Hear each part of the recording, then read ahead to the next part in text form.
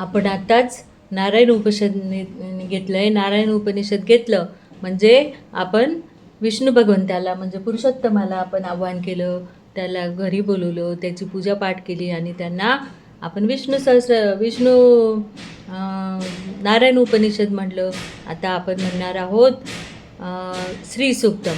म्हणजे आपल्याला लक्ष्मी पण पाहिजे आणि नारायणी पाहिजे. तर आपल्याला लक्ष्मीची उपासना करायची आहे. आपण नारायण उपनिषद घेतलं. नारायण आले म्हणजे त्यांच्या पाठोपाठ त्यांचा शोध येत लक्ष्मी येतेच. म्हणून आता आपण लक्ष्मीची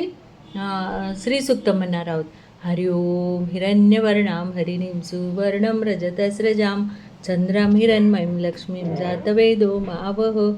तामावह जातवेदो लक्ष्मीं मनपगामिनीं यस्यां हिरण्यं विन्देयं गामश्वं पुरुषाणम् अश्वपूर्वा रथमध्यमस्तिनाद प्रबोधिनीं श्रियं देवीमुपवै श्रीमां देवी जुषतां कांसोस्मितां हिरण्यप्राकाराम् आर्द्रां ज्वलन्तीं तृप्तां तर्पयन्तीं पद्मस्थितां पद्मवर्णां तामिहोपवै श्रियं चन्द्रां प्रभासां यशसा ज्वलन्तीं श्रियं लोके देवजुष्टामुदारां तां पद्मिनीं शरणमां प्रपदे अलक्ष्मी मे नशतां तामृणे आदित्यवर्णे तपसोदिजातो वनस्पतिस्तव वृक्षोद्बिल्वा तस्य फलानि तपसानुदन्तु मायन्तरय्या च भय्यालक्ष्मी उपैतु मां देव सखा कीर्ति च मनिना सह प्रादुर्भूतो सुराष्ट्रस्मिन् कीर्तिं वृत्तिं ददातु मे सुत्पिपासां मलां ज्येष्ठां लक्ष्मीं नाशयाम्यहम् अभूतिम समृद्धिं च सर्वानिर्नुदमे गृहात् गन्धद्वारां दुरादर्शां नित्यपुष्टां करिष्यिनीं ईश्वरी सर्वभूतानां तामिहोपवये श्रियं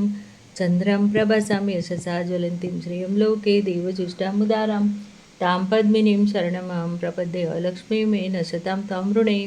आदित्यवर्णे तपसोदिजातो वनस्पतिस्तव वृक्षोद्बिल्वा तस्य फलानि तपसानुदन्तु मायन्तरय्या च भय्यालक्ष्मी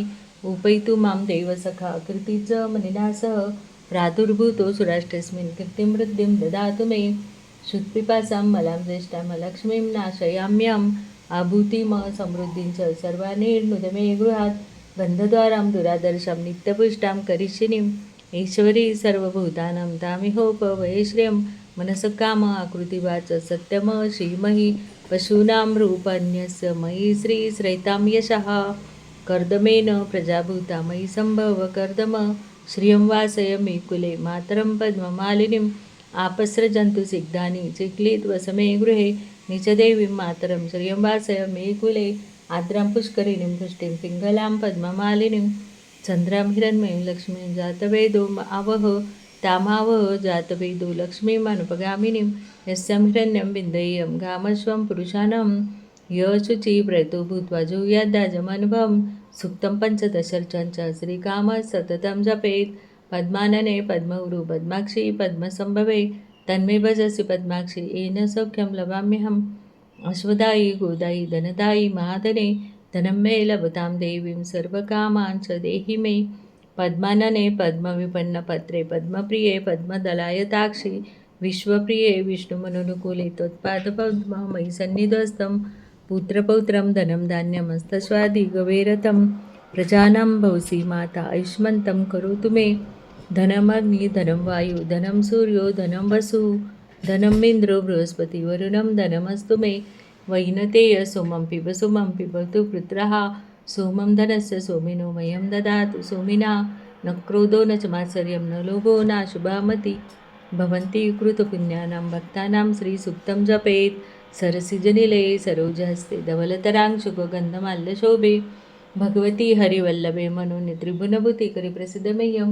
विष्णुपत्नीं क्षमां देवीं माधवीं माधवप्रियां